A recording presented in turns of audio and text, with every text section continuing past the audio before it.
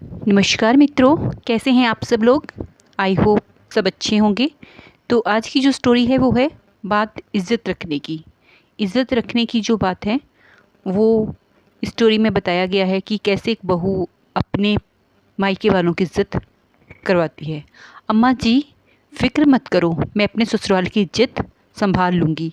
कड़ाके की ठंड पड़ रही थी और सुबह के 7 बज रहे थे। घर की छोटी बेटी रचना की शादी अभी अभी हुई थी। दुल्हन को विदा कर दिया गया था और सारे रिश्तेदार जिसे जहाँ जगह मिली थी वहीं पर पसर कर सोए पड़े थे। शादी की थकान थी, इसलिए कई लोगों के खराटों की आवाज़ भी जमकर आ रही थी। ऐसा लग रहा था कि खराटों का कंपटीशन चल रहा है, जबकि घर की बुजुर्ग और रिश्तेदार महिलाएं रजाई में दुबकी दुबकी ही चाय की चुस्कियों के साथ आपस में बतिया रही थीं। जिन्हें कल रात तक ठंड नहीं लग रही थी और बन ठन कर इधर उधर घूम रही थी, वो सारी लड़कियां रजाई में घुसी हुई थीं।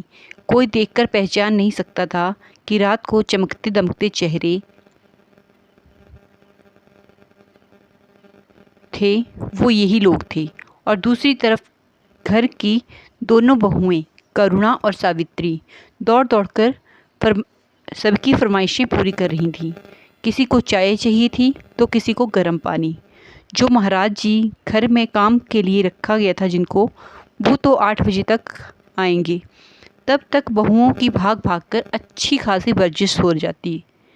सबको चाय देने के बाद दोनों अभी रसोई में पहुंचकर चाय पीने ही बैठी थी कि पीछे पीछे सासू माँ और शिमला जी भी कप कपाती हुई रसोई में आई और बोली, अरे तुम दोनों कहाँ चाय पीने बैठ गई? अभी तो कितना काम पड़ा है। अम्मा जी बहुत जोरों की ठंड है, हाथ पैर कपकपा रहे हैं, तो सोचा पहले चाय पी लेते हैं, थोड़ी गर्माहट ही मिलेगी। अरे तुम दोनों कहाँ गर्माहट के चक्कर में बैठी हो? अभी कुछ रिश्तेदार रवाना होना शुरू कर देंगे, उससे पहले उनके लिए शगुन के लिफाफे और मिठाई के डिब्बे तैयार कर दो। और हाँ, याद रखना कोई कमी ना रहे। 3 तरह के डिब्बे तैयार कर लेना। पिछली बार की तरह गलती मत करना, मुझे लोगों की बातें सुनने की आदत नहीं है। 3 तरह के डिब्बे की बात सुनकर छोटी बहू बोली, 3 तरह के डिब्बे मतलब? तू चुप कर छोटी बहुरिया, कुछ पता तो है नहीं। बड़ी बहू से पूछ लेना, उसने तुम्हारी शादी में भी काम किया था तो उसको अच्छे से पता है, बस लापरवाही ना करे तो। कहकर शिमला जी रसोई से बाहर निकली और जाकर रजाई में दुबक कर बैठ गई। सवित्री ने अपनी जेठानी करुणा की तरफ देखा तो वो बोली, अभी काम करेंगे ना तो पता चल जाएगा। परेशान क्यों हो रही है? चल पहले कोठियार में चलते हैं, वहीं 3 तरह के डिब्बे रखे हुए हैं। करुणा के कहते ही उसके पीछे पीछे सावित्री भी चल पड़ी। कोठियार में पहुंचकर वहाँ का ताला खोला और अंदर जाकर दरवाज़ा लगा लिया। देखा तो वहाँ एक तरफ 3 तरह की साइज़ के कुछ मिठाई के खाली डिब्बे रखे हुए थे। करुणा ने सवित्री से कहा, अरे सवित्री, उधर दरी बिछा दे, तब तक मैं लड्डू की ट्रे और मठरी का बर्तन लेकर आती हूँ। जब तक सवित्री ने दरी बिछाई तब तक करुणा लड्डू और मठरी के बर्तन लेकर आई। सवित्री बड़े ही उत्साह के साथ करुणा के पास आकर बैठ गई और बोली, जीजी मुझे भी बताओ कैसे क्या करना है। अरे बताती हूँ, फिक्र मत करो। पहले 2-3 डिब्बे पैक कर देती हूँ ताकि तुझे अच्छे से समझ आ जाए। सवित्री बड़ी गौर से करुणा को काम करते हुए देखने लगी। देखा तो करुणा ने तीनों साइज़ों के एक एक डिब्बे उठाए और सबसे बड़े वाले डिब्बे में 10 लड्डू और गिनकर 10 मठरी रख दी। उससे छोटे वाले डिब्बे में 5 लड्डू और 5 मठरी रख दी। वहीं सबसे छोटे डिब्बे में 2 लड्डू और गिनती की 2 मठरी रख दी। 3 डिब्बों को तैयार करके करुणा सवित्री से बोली, समझ में आया क्या करना है? हाँ जीजी, यह तो समझ में आया कि क्या करना है, पर अभी तक ये समझ में नहीं आया कि ऐसा करना क्यों है। ये डिब्बे तो हलवाई से कहकर भी पैक कराए जा सकते थे।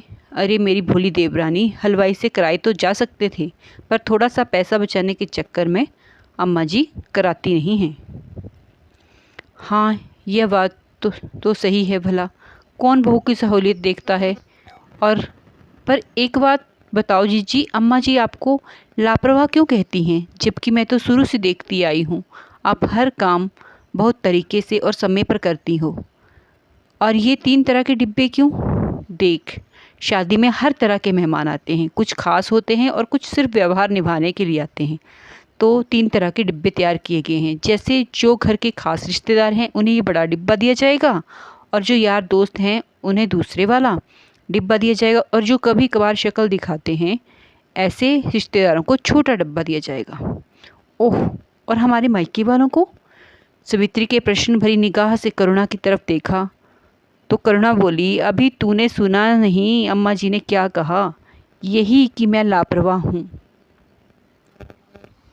बस यही लापरवाही तो की थी मैंने। हे जीजी, ये क्या बोल रही हो? और काहे की लापरवाही हो गई तुमसे? सवित्री ने मुंह पर हाथ रखते हुए बड़ी हैरानी से कहा। तो करुणा ने जवाब दिया, पता है तेरी शादी के वक्त अम्मा जी मेरे मायके वालों को ये छोटा सा डिब्बा मिठाई का देने के लिए कहा था, पर मैंने नहीं दिया। मुझे तो वो मिठाई का डिब्बा देते हुए बड़ी शर्म आई, इसलिए मैंने अपनी मर्जी से एक बड़ा मिठाई का डब्बा उनको दे दिया। फिर जीजी, अम्मा जी नाराज़ नहीं हुई? नाराज़? मुझसे 3-4 दिन तक बात नहीं की थी और मुझे और मेरे घर वालों को खूब कोसे जा रही थी। पता नहीं ये ससुराल वाले बहू के मायके से आता हुआ बहुत अच्छा लगता है इनको, पर मिठाई का डिब्बा तक उन्हें देना इन लोगों को बहुत सालता है। उन 3-4 दिनों में अम्मा जी ने मेरा जीना ही दुश्वार कर दिया था। आखिर जब मैंने माफ़ी मांगी तब जाकर कहीं शांत हुई। घर में किसी ने अम्मा जी को कुछ नहीं कहा। कौन कहता? अम्मा जी के सामने अम्मा जी किसी के सामने थोड़ी ना कहती हैं, वो तो पीठ पीछे टोकती रहती हैं और सबके सामने अच्छी वाली बनी रहेंगी, लेकिन अकेले में 10 ताने सुनाती हैं। खैर छोड़ो इन सब बातों को, फटाफट मिठाई के डिब्बे पैक कर, नहीं तो अभी अम्मा जी चिल्लाते हुए आ जाएंगी।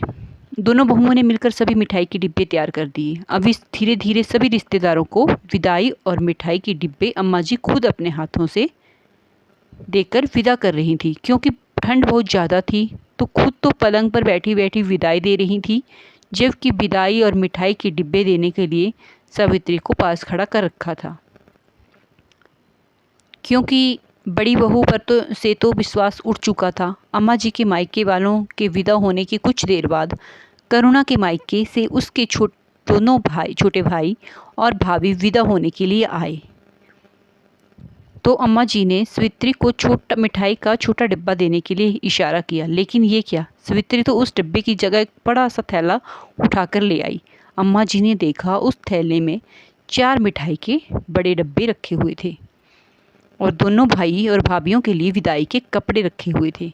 इससे पहले अम्मा जी कुछ कहती, सावित्री ने नारियल निकाला और उस पर 51 रुपये रखकर करुणा को पकड़ाते हुए बोली, लो जीजी, अपने भाइयों को तिलक करके विदा करो। आपको अपने ससुराल के रीति रिवाज पता नहीं है क्या? अम्मा जी के साथ रहकर भी आप कुछ सीखी नहीं? आपने देखा नहीं अम्मा जी ने कैसे अपने मायके वालों को विदा किया है? आखिर हमारे ससुराल वालों की भी इज्जत है। अम्मा जी गुस्से में सावित्री को घूरे जा रही थी, पर अभी तो और भी रिश्तेदार बैठे थे, उनके आगे वो कुछ न कह पाई। करुणा अभी भी हैरानी से सावित्री की तरफ देख रही थी और सावित्री जी थी कि खुद की पीठ थपथपाते हुए बोले जा रही थी, अम्मा जी आप फिक्र ना करो, जीजी अपने रीति रिवाज भूल गई तो क्या, मैं अपने ससुराल की इज्जत संभाल के रखूँगी। मैं अपने ससुराल वालों की नाक किसी के सामने कटने नहीं दूंगी। और जीजी आप क्या देख रही हो, जल्दी करो और भी काम है। इतने में ससुर जी भी बोले, अरे बड़ी बहू, अब जल्दी अपने भाभी को विदा करो, उनकी भी ट्रेन का वक्त हो गया है। ससुर जी की बात सुनकर करुणा ने तिलक कर अपने दोनों भाइयों को और भाभीियों को विदा किया। अम्मा जी कुछ न कह पाई, आखिर कहती कैसे, यहाँ तो छोटी बहू खुद अपनी पीठ थपथपा रही थी। साथ ही ससुर जी भी छोटी बहू की समझदारी के कायल हो गए थे। अम्मा जी के नाक पर गुस्सा 3-4 दिन तक जरूर रहा और मन ही मन कुड़ी रही थी कि सोचा था छोटी बहू से काम करवा लिया जाएगा, पर देखा तो छोटी बहू तो इतनी बेशर्म है कि सास को मनाने की कोशिश भी ना करे, तो अपने आप ही चुप हो गई और खुद ही सब कामों में फिर से व्यस्त हो गई। मौलिक व स्वरचित लक्ष्मी कुमावत, सर्वाधिकार सुरक्षित। जो आज आपने स्टोरी सुनी, कहानी सुनी, वो लक्ष्मी कुमावत जी की लिखी हुई है। तो अगर आप नए हैं तो चैनल को सब्सक्राइब जरूर करें, वीडियो को लाइक जरूर करें और अपना सपोर्ट बनाए रखें। धन्यवाद।